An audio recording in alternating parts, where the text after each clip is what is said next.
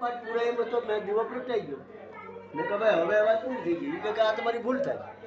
કેમ મને કહ્યું તું ને? પણ કહ્યું તું તને ઘેર પાટલું કહ્યું. દાદા કેટલી વખત તમે બાબા કે બેઠો રાખ્યા ભાઈ તું સાંભળ. તારે જે કઈ રેકોર્ડિંગ કરી. હા હા તમે તો એ પાછી વખત મારા સાબુતી રહ્યા બાપા. હવે ગભરુભાઈ ને બધી હતા ને ઓલા દેવસિંહ હું બેઠો અમુક ગભરુમાં છે કે હોય તમે એ કહે કે ગભરુ બાપા સાક્ષી. હા ભાઈ સાક્ષી છે એ તો વાત 100%.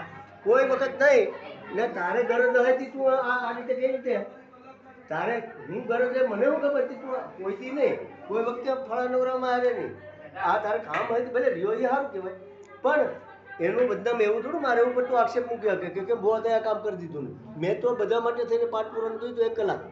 તો ઘેર તું આવ્યો નહીં પછી હવે આવ્યો નતો ઘેર નહીં કેમ બરકામો જે રાખે બાપા આ બરકામો વચ્ચે બધું વચ્ચે બાપા આગળ પાછું એ હા જે આરતી ટાઈમે આરતી થઈ દાદા ગઈ તો ખોટી વસ્તુની મને શેર થાય એ હા બસ ખોટું નહીં હા કે મેં તને એમ કીધું હા કે મેં તને કાલે માવો ખવડાવ્યો હા ફેવડે બરાબર હા નતું કીધું હા છતાં પણ મેં એમ કીધું હા કે મેં તને માવો માવો કીધું. ખવડાવ્યો, હા. એટલે હું ખોટું જ બોલ્યો ગણાય હા. બરાબર હા પણ તું એક બાળક છે અને હું તારા માવતરની હા, જગ્યાએ છે. માવતરની જગ્યાએ, એટલે એ વાત અહીં આપણે કટ કરી નાખીએ ઓકે જય સોમનાથ ચાલો બે હા હવે વાત પછી યાદ નહીં કરતો હું અહીં છે ત્યાં ચાલો જય સોમનાથ.